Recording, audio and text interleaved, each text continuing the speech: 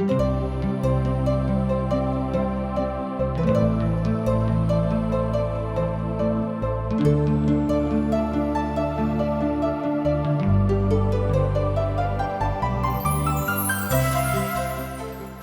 शास्त्र लोकों के बीच परमेश्वर के मूल काज के विषय में बताबैत अछि, जे परमेश्वर के विषय में जनबा के लेल यह आवश्यक अछि। TWR इंडिया द्वारा प्रस्तुत अशक इजोतो के यह उद्देश्य थिको हैं अहाँ सब के परमेश्वर के मार्गों में आगा जाय में मदद सेहो करे, जीवनों के मार्गदर्शक करे। कृपया देखू आ सुनू, जाय सो परमेश्वर अहाँ के जीवनों के मार्गदर्शक ठहरे। आशा के इजोत मैथिली कार्यक्रम में हम एक बेर और अहाँ के अभिनंदन प्रभु यीशु मसीह के मीठ आ पवित्र नाम से कह रहल छी। आजुक दिन हमरा सब 110 भजन से ल क 112 भजनक धरि देखब। जेना कि हमरा सब देखने छलहुँ हैं कि भजन 109 के जकाँ भजन 110 सेहो वही तरह के एकटा महत्वपूर्ण आ विहंगम भजन अछि। एहि भजन में प्रभु यीशु मसीह के ऊंच उठेबा के विषय में कहैत अछि।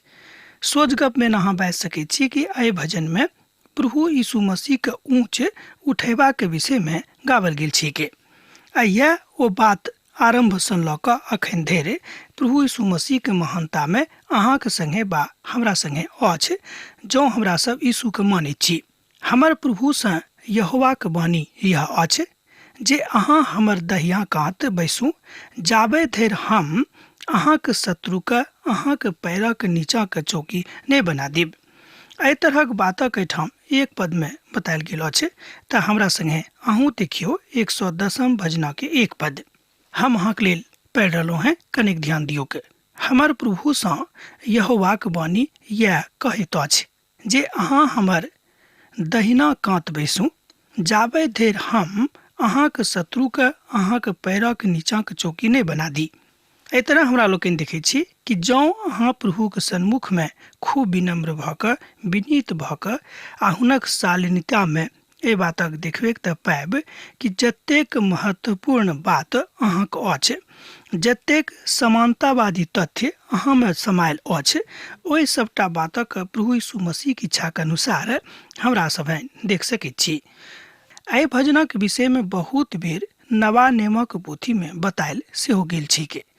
जेना प्रेरितक काज नामक पोथी तकर 2 अध्याय आ तकर 34 पद में आ तकरा बाद 35 अध्याय में सेहो एहि विषय पर बतायल गेल अछि। इब्रानियों के पोथी तकर 1 अध्याय आ तकर 13 पद, 5 अध्याय तकर 6 पद, 6 अध्याय तकर 20 पद, 7 अध्याय तकर 21 पद आ तकरा बाद 10 अध्याय तकर 12 और 13 पद में एहि सबटा पदक जो वहाँ खूब निष्ठा के साथ अध्ययन करबे त पाएब कि प्रभु यीशु मसीह के ऊंच उठेबा के विषय में ओतऽ बतायल गेल अछि। कियाक त जहन भक्त लोक के बातक जानकारी भ गेलनि, विश्वास सेहो भ गेलनि कि प्रभु यीशु मसीह उद्धार करता थिकाह और हमर समस्त दुश्मनों को कमजोर क सकैत छथि, ते वो अंतिम आमंत्रण में अंतिम हकार में हुनका अपन जिंदगी में हकार द रहल छथि कि हे प्रभु हमरा जिंदगी में आबि क अपन मंडली के प्रभु स्थापित करू। एठाम हमरा लोकनि कोनो बात एम्हर उम्हर नहीं बाजि रहल छी, मुदा ई वक्तव्य कोनो लोक के एम्हर उम्हर करऽ वाला नहीं, मुदा ई वक्तव्य मनुख के हुनका विचार से बहुत बेसी आगां ल जाइ छै। एही बातक विषय में बताओल गेल अछि जे फरीसी सब सेहो यीशु से प्रश्न कैलाह आ यीशु एही बातक हुनका सभक लेल राखि देलनि।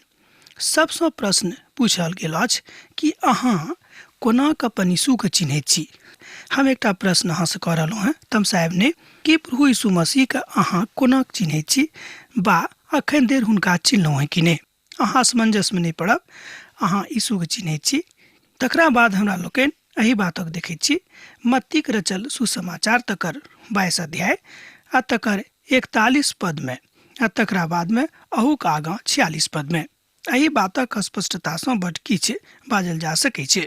प्रभु बड स्पष्ट प्रश्न पूछलनि, अहो ओ सब मसीह का बुझैत छथि कि नहीं। तहन फरीसी सब उत्तर देलनि जे ओ दाऊदक पुत्र छलाह आ तहन ई सुनलाक बाद हुनका एहि बातक बतौलनि जे अहाँ सभक ज्ञानक कमी के कारणे ई बात संभव अछि। अंत में किछु लोग बाजैत छथि जे ई भजन दाऊद लिखने रहथि, आ जहन दाऊद अपन यीशु का अपन परमेश्वरक रूप में बाजैत छथि तहन हुनका एही रीति से संबोधन करैत छथिन। यह बात आजुक परिप्रेक्ष्य में हमरा सब गोटे के सिखबाक अछि। इब्रानियों के पोथी तकर 1 अध्याय आ तकर 13 पद एहि बातक विषय में एही रीति से बताबैत अछि। कि हम अहाँ के उत्तर दऽ सकलहुँ हैं? अहाँ के पराक्रमक राजदंड प्रभु सियोन सँ बढ़ौताहा, अहाँ अपन शत्रु के बीच में शासन करू। एहि तरह हमरा लोकनि देखैत छी कि पिता परमेश्वर अर्थात यीशु मसीह अपन लोकक कतेक पैघ अधिकार दऽ रहल छथि। भजन 110 तकर 2 पद। ई पद प्रभु यीशु मसीह के आगमनों के विषय में, आगमनों के बाद हुनक पराक्रमों के विषय में, आ तकरा बाद सियोन से वो अपन लोकक ताक रहल छथि तकरा विषय में बतायल गेल अछि। सियोन शब्द एहिठाम प्रभु यीशु मसीह के ऊंचाई, हुनक विशालता आर हुनक गहराई के विषय में बतायल गेल अछि कि जे ओ कतेक गहीर प्रेम मनुष्य जाति सँ राखैत छथि। एही तरह हमरा लोकनि देखैत छी कि प्रभुक महानतम स्नेह जे अहाँक जिंदगी में आक्रमित कऽ रहल अछि तकरा अहाँ क्रमबद्ध रूपे अपन जिंदगी में काज कर दियौक। एही तरह हमरा लोकनि प्रभुक महिमा के ताकि सकैत छी।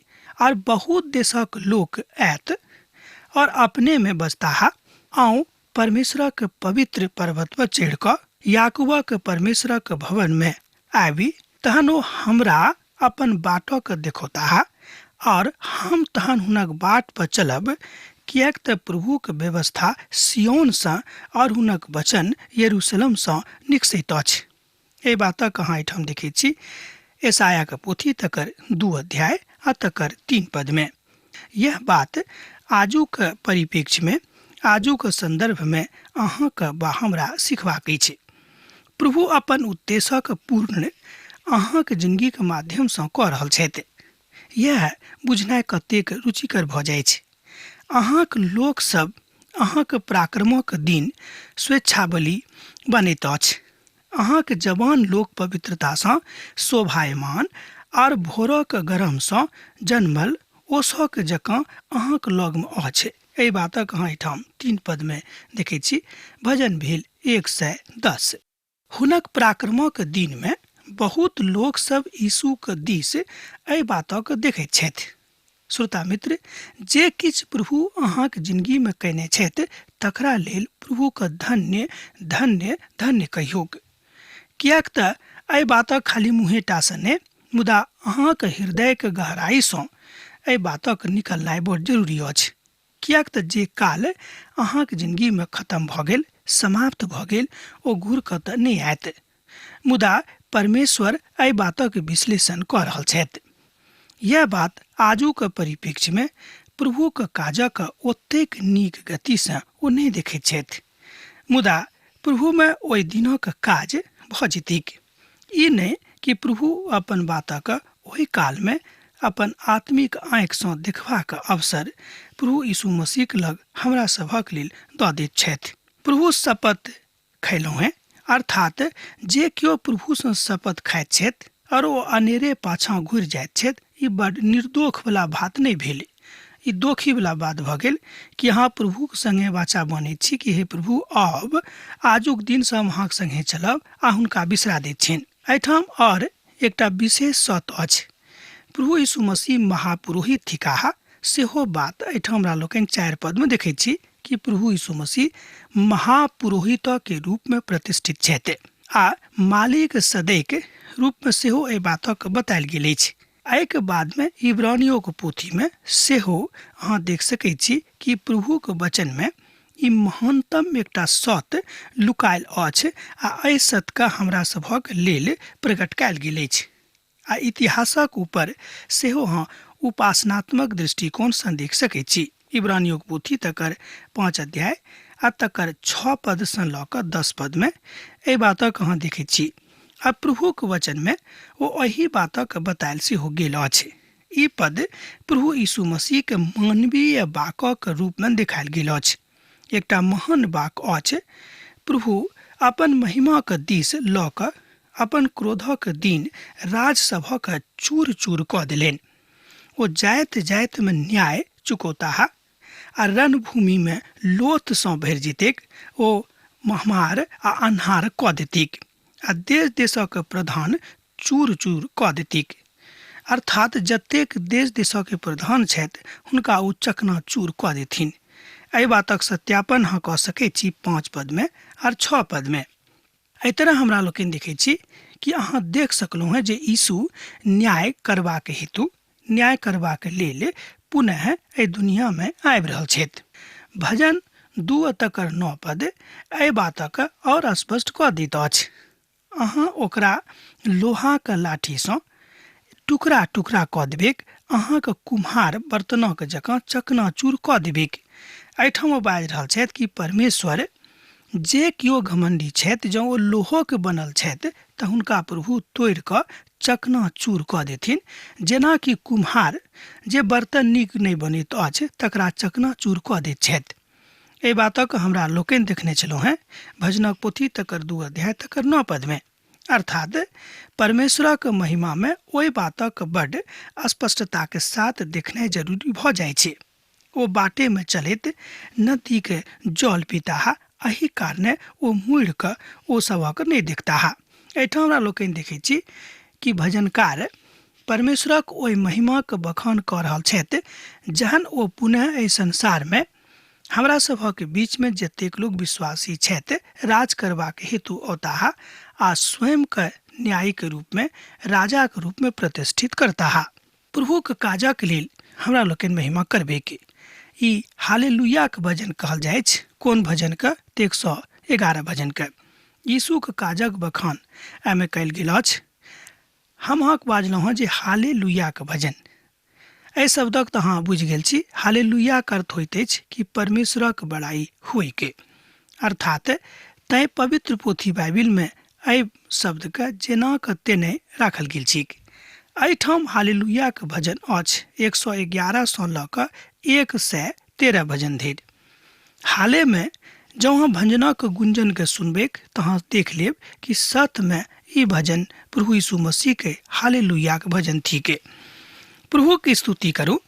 देखियो एक पद का, प्रभु को स्तुति करूं हम सोझ लोकक गोष्ठी में और मंडली में सेहो संपूर्ण मन से प्रभु के धन्यवाद करब। एहिठाम भजनकार कहैत छथिन कि प्रभु को स्तुति करूं हम सोझ लोकक गोष्ठी में और मंडली में सेहो संपूर्ण मन से प्रभु के धन्यवाद करब।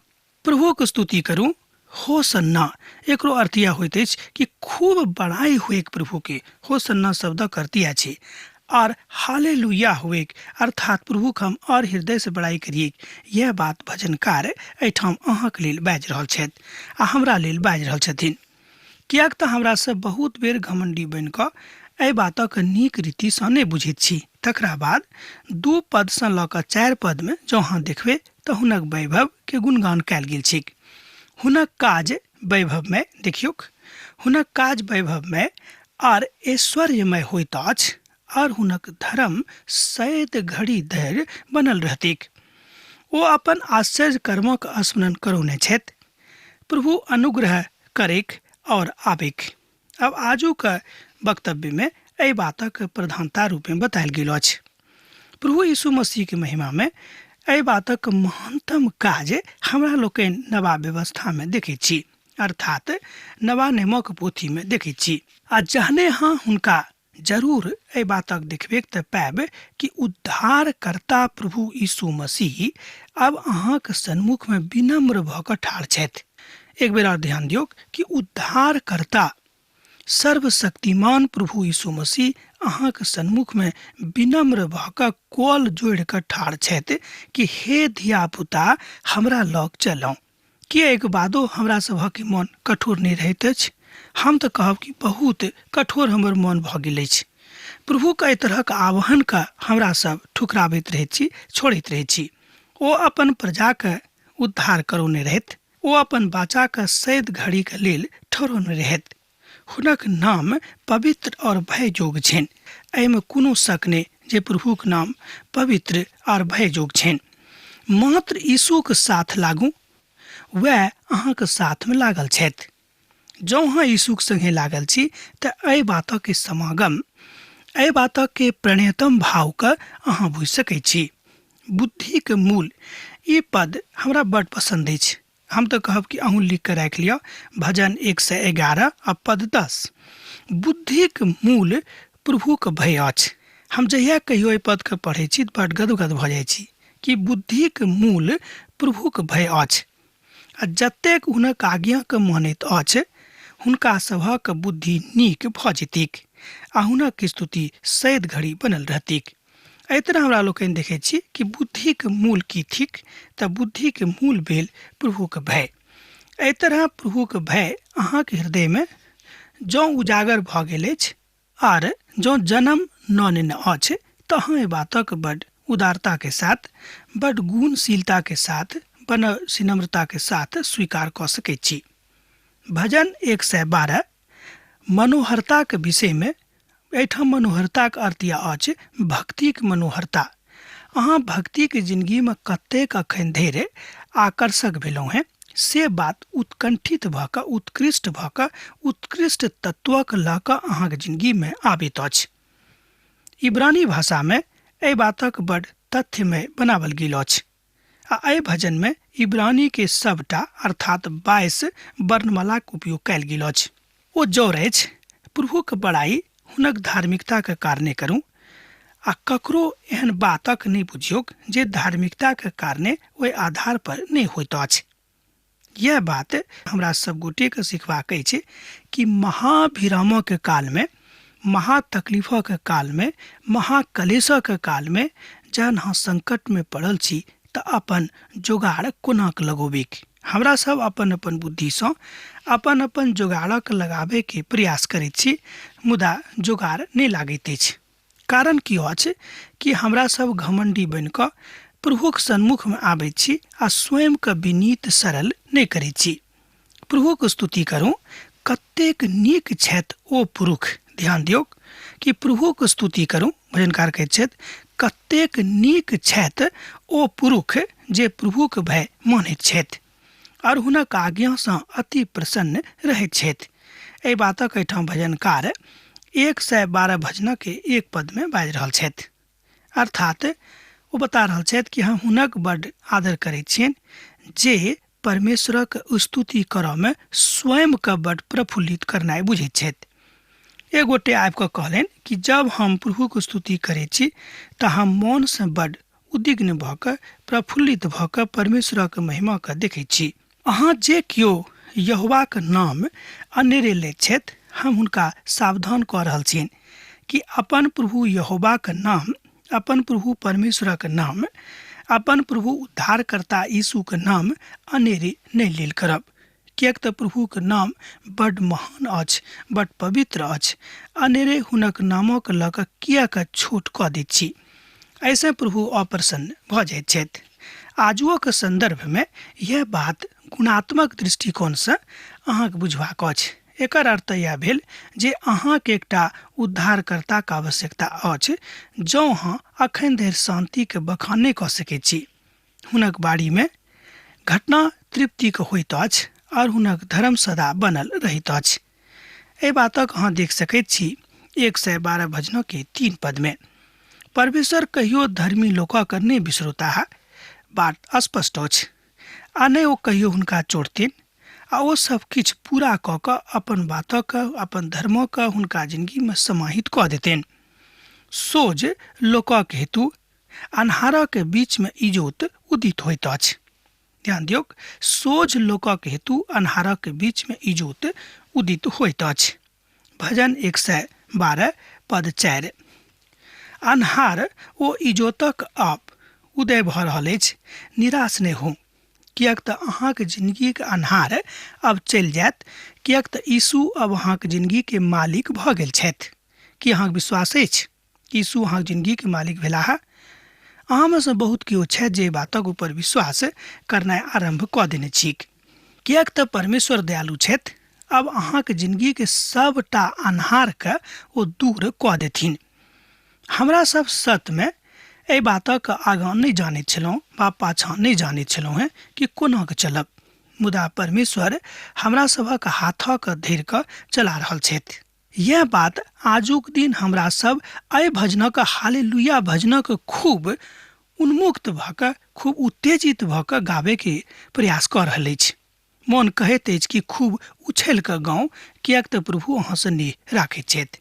आ बेर बेर यह गर्जन होइत अछि। ओ तऽ आह्लादित भऽ गेलाह, किएक तऽ हुनक मनमे प्रभु काज करनाइ आरम्भ कऽ देलनि। हुनक धर्मक बात प्रभुक लग पहुँच गेलनि। जँ अहाँक धर्मक बात प्रभुक लग पहुँच गेलनि तऽ प्रभुसँ आशीष मांगियौक। हे प्रभु, महाक्लेशक कालमे, महानिराशाक कालमे हे प्रभु हमर सहायता करू। यह बात आजुक दिन हमरा सब गोटेके सोचनाइ जरूरी भऽ जाइ छै। ओ उदारतासँ दरिद्रक दान देलनि। हुनक धर्म सदा बनल रहतैक और हुनक सिंह महिमाक साय गुना ऊँचा भऽ जेतैक। एहि बातक अहाँ एहिठाम देख सकैत छी, भजन 112 पद 9। जँ अहाँ एहि बातक सत्यापित करबै तऽ पायब। हम एकटा पद अहाँके लेल पढ़ऽ चाहैत छी, कनिक ध्यान दियौक। ओ थिक भजन 112 पद 6। ओ तऽ सैद घड़ीके लेल अटल रहता। ध्यान दियौक, ओ तऽ सैद घड़ीके लेल अटल रहता, धर्मक याद सर्वदा बनल रहतीक। एहन कोनो बात नहीं अछि कि जे धर्मक बात अछि ओ बनल नहीं रहतीक, अर्थात जे सत्यक बात अछि ओ अहाँक जिंदगी में बनल नहीं रहत। यह बात कालांतर में भऽ जाइ छै। अब परमेश्वर एही बातक लऽ कऽ अहाँके सिखाबैत छथि। अनवरत हमरा सब आगाँ बढ़ैत छी। अनवरत हमरा सब अपन जिंदगी के योजना बनाबैत रहै छी। अनवरत अनंत कालक चिंता में रहैत छी। तरह तरह के मन हमरा सभक भऽ जाइ छै, किएक तऽ मन बड्ड सावधान रहक वस्तु अछि। जँ हम मन में सावधान छी, जँ हम मन में परमेश्वरक महिमाक गुणानुवाद करबाक लेल तैयार छी, तहन अहाँक धर्मक काज, अहाँक सत्यक काज, अहाँक नीक काज जे प्रभुक लेल अहाँ कयलहुँ हैं, तकरा कहियो परमेश्वर नहीं बिसरुताह। यह बात आजुक परिप्रेक्ष्य में अहाँके बुझबाक अछि आ हमरा सेहो बुझबाक अछि। प्रभु गरीब लोकक सहायता करबाक लेल सैद घड़ी तैयार रहैत छथि। एक बेर ध्यान दियौक कि प्रभु गरीब लोकके सहायता करबाक हेतु सैद घड़ी तैयार रहैत छथि। ओ गरीबी उन्मूलन कार्यक्रम सेहो चलाबैत छथि। जेनाकि हमरा सब जहन एही पोथीक अर्थात पवित्र पोथी बाइबलके किताबक देखैत छलहुँ हैं पहिने, तऽ ओहि किताब सबमे हमरा लोकनि देखलहुँ हैं कि पिता परमेश्वर कोना कऽ गरीबी उन्मूलन कार्यक्रम चलौने रहथि। एहि बातक हमरा लोकनि बहुत पोथीमे देखैत छी। एजराक पोथीमे सेहो एहि बातक बतायल गेल अछि। नेहमियाक पोथीक जँ अहाँ देखबै तऽ पायब ओतौ एहि कार्यक्रमक विषयमे बखान अछि। व्यवस्था विवरणक पोथीक जँ गंभीरताक साथ अहाँ देखलहुँ हैं तऽ अहाँ देखने होबै कि ओतौ गरीबी उन्मूलन जे परमेश्वरक कार्यक्रम छनि सेहो अछि। मुदा हमरा सब एहि बातक अपन जिंदगीमे नहि लागू करैत छी। कारण की अछि कि हमरा सब प्रभुक वचनक ऊपर ओतेक नीक रीतिसँ विश्वास नहि करैत छी। दुष्ट हमरा देख कऽ कुढ़ताह, ओ दाँत पीस पीस कऽ हमरा सभक दिस ताकि कऽ खूब लालसाक दृष्टिसँ देखताह, एहिके बादो हुनक किछु नहि चलतनि। एकटा वक्तव्य अछि प्रभुक एकटा महान दासके। ओ कहैत छथि कि केतबो कुड़कुड़ा कऽ, केतबो दाँत पीस पीस कऽ लोग अहाँके दिस ताकत, मुदा दुष्टक लालसा पूर्ण कहियो नहि हेतैक। एहि तरहक तथ्य अहाँ 112 भजनक 10 पदमे देख सकैत छी। दुष्ट हमरा देख कऽ कुड़कुड़ौताह, ओ दाँत पीस पीस कऽ साइल जेताह, दुष्टक लालसा पूर्ण नहि हेतैक। एहि बातक एहिठाम भजनकार बड्ड स्पष्टताके साथ बाजि रहल छथि। पद 10 में आगाँ हमरा लोकनि देखैत छी कि परमेश्वरक धियापुता जे बनि गेल छथि, हुनक दृष्टिकोण, हुनक नजरि कोन तरहक छनि। ई बात एकटा बड्ड उपयोगी अछि, बड्ड महत्वपूर्ण अछि आ बड्ड ध्यान देबऽ जोग अछि। जँ अब अहाँ प्रभुक धियापुता बनि गेलहुँ हैं तऽ एहि बातक सैद घड़ी अहाँके ध्यान राखऽ पड़त कि अहाँ कतेक नीक दृष्टिसँ, कतेक समान दृष्टिसँ अपन लोकक ऊपर नजरि राखैत छी। अब हमरा विदा दिअ, कियाक तहाँ से विदा होई हमर बेरा भ गेल अछि। पाती लिखैत रहब, बिसरायब ने। यीशुक नेह अहाँक जिंदगी में बनल रहे। आमीन। हमर विश्वास अछि कि ई कार्यक्रम अहाँ के लेल लाभदायक सिद्ध अछि। हम चाहै छी कि अहाँ अपन आशीषों के हमरा संग साझा करू। जँ अहाँ के नजीक बाइबल से आ जीवनों से संबंधित कोनो प्रकार के प्रश्न भ सकै अछि तऽ अपन समस्या के लेल प्रार्थना करबा के लेल जँ चाहै छी तऽ हमरा फोन नंबर पर जरूर संपर्क कऽ सकै छी। परमेश्वर अहाँ सब के लेल एकटा सुंदर, सुखद, आनंदित दिन प्रदान करैक।